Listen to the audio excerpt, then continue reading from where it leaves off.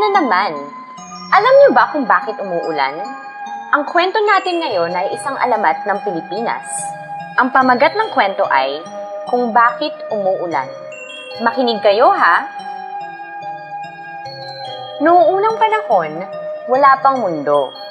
Wala pang araw at buwan. Wala pang oras at wala pang buhay at kamatayan. Mayroon lamang dalawang Diyos, si Tungkong Langit at si Alonsina. Tingnan mo, mahal, lilikhain ko ang santinakpan para sa iyo. Pagmalaking sabi ni Tungkong Langit.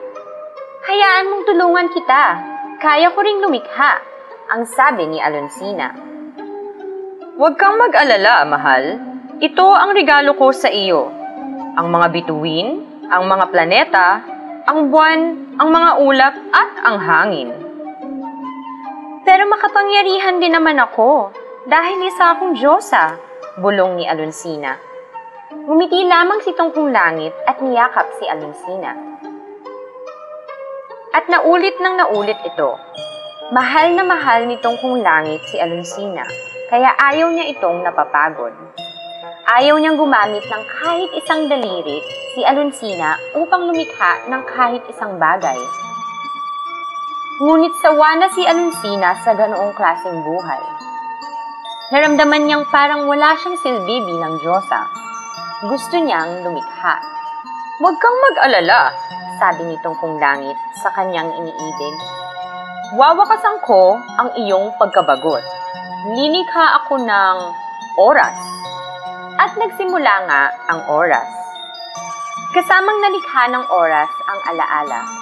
At naalala ni Alonsina ang panahong wala pang laman ang kalawakan. At nang hindi siya nakalikha ng kahit ano. Gusto kong lumikha, sabi ni Alonsina. Isang araw, patagong sinundan ni Alonsina si Tungkong Langit. Nang makita siya ni Tungkong Langit, agad siyang tinanong, bakit ka narito? Bakit mo ko sinusundan? Gusto kong lumikha. Diyos din ako tulad mo, sabi ni Alonsina. Nababagot ka ba uli, mahal? Huwag kang mag-alala. Lilikhain ko ang kulog at kidlat para sa'yo. Lumiwanag at dumagundong sa buong kalangitan dahil sa kulog at kidlat. Nagulat ang buong santinakpan.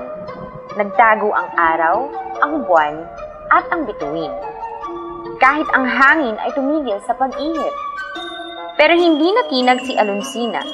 Nakatayo lang siya doon, nanunood, at nakakunot ang noo.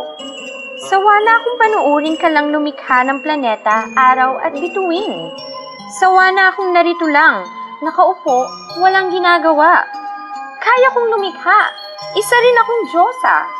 Pero hindi siya pinakinggan ni Tungkong Langit. Umalis si Tungkong Langit at lumikha pa ng maraming bagay sa kalawakan. Akala niya ay nagpapapansin lamang si Alonsina. Hindi na nakayanan ni Alonsina ang lungkot ng kanyang puso, kaya lumayas siya sa kanilang tirahan. Pag-uwi ni Tungkong Langit, gulat na gulat siya nang makitang walang apoy sa kanilang kalan, walang pagkain sa kanilang mesa, at wala na rin ang kanyang Alonsina.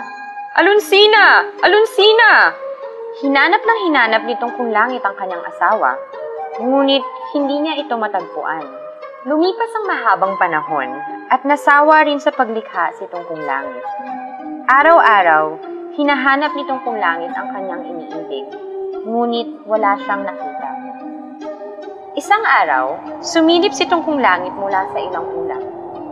Hinawi niya ang mga ulap at sa kanyang gulat, naroon ang kanyang asawang si Alonsina. Anong ginagawa mo dyan, mahal? Matagal na kitang hinahanap. Tumingala si Alonsina. Kitang-kita sa kanyang muka ang kaligayahang matagal nang hinahangad ni Tungkong Langit. Nilikha ko ang daigdig. Ang daigdig na may puno at halaman, isda at mga ibon. Nilikha ko ang mga bundok, ang langit, ang karagatan. Nilikha ko ang buhay dahil isa rin akong Diyos. At nagpatuloy si Alonsina lumikha. Nasaktan si Tungkong Langit. Ang kaligayahang nakita niya sa mukha ng kanyang asawa ay hindi dahil sa pagkakita sa kanya, Hindi na bumalik si Alonsina sa kalangitan. Paminsan-minsan, sinusubok siyang pabalikin ni Tungkong Langit sa pamamagitan ng paglikha ng kulog at kidlat. Ngunit hindi na babalik muli si Alonsina. Mula noon, upang mabisita ni Tungkong Langit ang kanyang dating asawa, kailangan niyang mag-anyong ulan. Ulan na didinig sa daigdig na nilikha ng kanyang inibig, si Alonsina. At dyan nagtatapos ang ating kwentong kung bakit umuulan. Hanggang sa susunod na kwento, paalam!